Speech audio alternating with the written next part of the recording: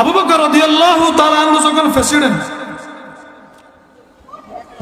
যুদ্ধের ময়দানে যে সকল সাহাবায়ে কেরাম শাহাদাত বরণ করেছে, আবু বকর রাদিয়াল্লাহু তাআলা আনহু যেখানে বসতো, যেখানে বসিয়ে রাষ্ট্রীয় কাজ পরিচালনা করত, তার পিছনে ওই সমস্ত শহীদদের নাম লেখা থাকত এবং ওই লিস্টটি অনুযায়ী শহীদদের পরিবারের খোঁজ খবর নেওয়ার জন্য সাহাবায়ে কেরামের পক্ষ থেকে একজন একজন করে খাদেম নিযুক্ত করে দিত, যে শহীদ সাহাবায়ে কেরামের পরিবারে কি করব, খোঁজ খবর নেব, তদারকি করব। কথা বুঝে আসছেন? ওখানে নাম লেখা আছে, নাম অনুযায়ী এক এক নামের সাথে এক একজন সাহাবীকে দিয়ে দিছে। প্রত্যেকে যায় ওই সাহাবীর বাড়িতে তথ্য তালাশ করে, খেদমত করে, কাজগুলো আঞ্জাম দেয়। কারণ ইসলামের জন্য ওই পরিবার ও সন্তান বা স্বামী শাহাদাত বরণ করেছে। সাহাবায়ে কেরামকে ভাগ করতে করতে নামের মধ্যে একটা নাম থাকি গেছে, কিন্তু সাহাবায়ে কেরামের সংখ্যা আর নাই, একজন সাহাবীর সব। কথা বুঝে আসছেন? ওমর রাদিয়াল্লাহু তাআলা আনহু মজলিসে বসা, মনে মনে চিন্তা করতেছে, সবাই তো একজন একজন করে খেদমত করার সুযোগ পাইছে, আমিও একজন পাইছি, কিন্তু অতিরিক্ত একটা নাম থাকি গেছে, কাউকে বলা যাবে না, চুপে চুপে আমি দুইজনের খেদমত করুম। বলেন না সুবহানাল্লাহ? চুপে চুপে আমি কয়জনের খেদমত করুম? দুইজনের খেদমত করুম। হযরত ওমর রাদিয়াল্লাহু তাআলা আনহু ফজরের পরে ওই বুড়িমার বাড়িতে গেল, দাই সালাম দিল, আসসালামু আলাইকুম। ভিতর থেকে জিজ্ঞেস করলো, বাবা কে তুমি? বলে আমিরুল মুমিনিন খলিফাতুল মুসলিমিন আবু বকরের দরবার থেকে আপনার বাড়ির খাদেম হিসেবে আমাকে নিযুক্ত করেছে। আপনার ঘরের কি কি কাজ আছে আমার সামনে দেন, আমি কাজগুলো আঞ্জাম দিয়ে দেই। ভিতর থেকে বুড়িমা বলতেছে, বাবা কিছুক্ষণ আগেই তো তোমার মতো আরেকজন আসিয়া খাদেমের পরিচয় দিয়া কাজগুলো কমপ্লিট করে চলে গেছে। বলেন সুবহানাল্লাহ। উমর কো কিরে বাবা, আমি ভাবছিলাম আমি সালাক, এখন দেখতেছে আমার সাথে আরো কে সালাক আছে। যাই হোক, কালকে ফজরে পরে দেরি করা যাবে না, ফজর নামাজ পড়েই চলে আসুন, যাতে করে অন্য কেউ না আসতে পারে।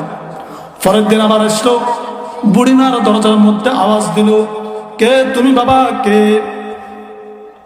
আবু বকর। ওমর বলতেছে, মা আবু বকরের দরবার থেকে আপনার খাদেম হিসেবে আমাকে নিযুক্ত করা হয়েছে, আমি এসেছি আপনার খেদমতের জন্য। বলে কিছুক্ষণ আগেই তো তোমার মতো আরেকজন আসিয়া আমার খেদমত করে দিয়ে চলে গেছে। বলেন সুবহানাল্লাহ।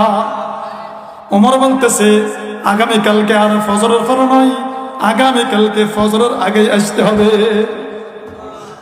আজকে ওমর ফজরের আগে চলে গেছে। ফজরের আগে গিয়ে যখন আগের দিনের মতো সালাম দিল, ভিতর থেকে জবাব আসতেছে, বাবা কিছুক্ষণ আগে আরেকজন আসি আমার কাজগুলো করে গেছে। বলেন সুবহানাল্লাহ। এবার ওমর চিন্তা করলো, কিরে বাবা, এই লোককে, এই লোক কে? 3 দিন আমার আগে আমি তারা ফেল করতে পারলাম না, আজকে আর বুড়ির বাড়িতে যাবো না, আজকে রাত্রে রাস্তার মধ্যে দাঁড়ায় দাঁড়ায় পাহারা দেব সেই লোকটাকে। ওমর রাদিয়াল্লাহু তাআলা আনহু খেজুর গাছের পিছনে লুকিয়ে রয়েছে। কিছুক্ষণ পরে দেখতেছে বুড়ির বাড়ি থেকে একজন লোক বের হইতেছে, পুরা শরীরটা চাদর দিয়ে ঢাকা, পায়ের মধ্যে জুতা নাই, কনকনে শীত। লোকটা পুরা শরীর আবৃত করিয়া বুড়ির বাড়ি থেকে বের হইতেছে। ওমর রাদিয়াল্লাহু তাআলা আনহু রাস্তার মধ্যে দাঁড়ায় গেছে, সামনে দিয়ে। সাহসী মানুষ তো, দাঁড়ায় গেছে, দাঁড়ায় বলতেছে, ভাই আপনাকে আপনার পরিচয় দেন।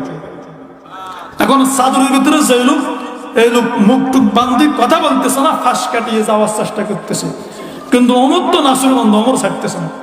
ওমর বলতেছে, না, তোমার পরিচয় দেওয়া ছাড়া আজকে তোমাকে ছাড়বো না। অনেক ফিটাফিটির পরে এবার মুখ থেকে চাদর সরাইছে।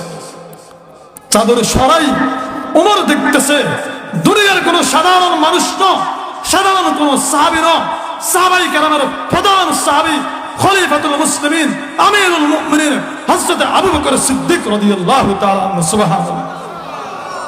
রাষ্ট্রের প্রধান ব্যক্তিত্ব, রাষ্ট্রের প্রধানমন্ত্রী আর প্রেসিডেন্ট রাতের গভীরে সমস্ত সাহাবায়ে কেরামের চোখকে ফাঁকি দিয়ে সাধারণ একজন বুড়ি গ্রাম্য নাগরিকের খেদমতের জন্য কনকনে শীতের ভিতরে বের হয়ে গেছে। সুবহানাল্লাহ।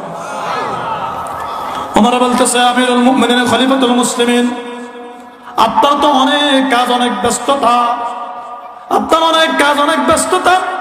তালিকার মধ্যে যতগুলো মানুষের নাম আছে প্রত্যেকটা মানুষের সাথে একজন করে সাহাবীকে দিয়েছেন।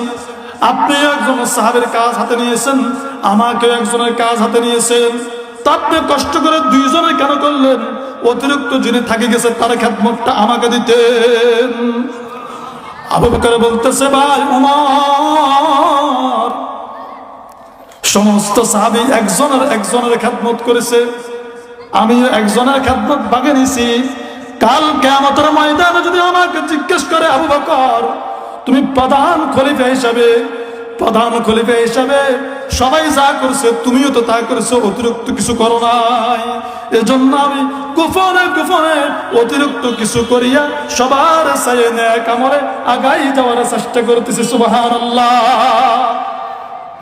আমার জিজ্ঞেস করতেছে, ভাই আবু বকর, এই কনকনে শীতের ভিতরে আপনি তো জুতা পায়ে দিয়ে আসতে পারতেন, খালি ভাই আপনি কেন গেলেন? এই কনকনে শীতের ভিতরে আপনার কষ্ট হইতেছে। হযরত আবু বকর সিদ্দিক বলতেছে, ভাই ওমর, নেক আমল গোপনে করাই ভালো। আমি যদি জুতা পায়ে দিয়ে হাঁটতাম তো আমার স্যান্ডেলের আওয়াজে আশপাশের মানুষগুলো ঘুম ভাঙ্গি যাইতো, তাদের ঘুমের ডিস্টার্ব হইতো। 2 নম্বরে আমার গোপন একটা আমলের কথা মানুষ জানিয়ে যাইতো। এজন্য আমি গোপনতা রক্ষা করিয়া বুড়ির খেদমত করতেছি। বলেন সুবহানাল্লাহ।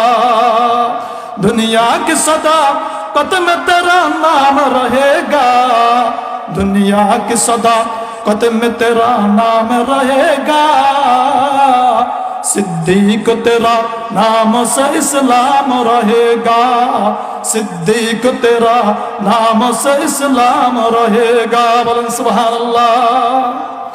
विश्व साहबी हजरत आली রাদিয়াল্লাহু তাআলা আনহু ইসলামের তৃতীয় খলিফা, ইসলামের জোরে বলেন না, ইসলামের না চতুর্থ খলিফা হজরত আলী রাদিয়াল্লাহু তাআলা আনহু। হযরত আলী রাদিয়াল্লাহু তাআলা আনহু সিংহাসনে বসার জন্য রাষ্ট্রীয় কার্যক্রম যেখান থেকে পরিচালনা করে ওই সংসদে বসার জন্য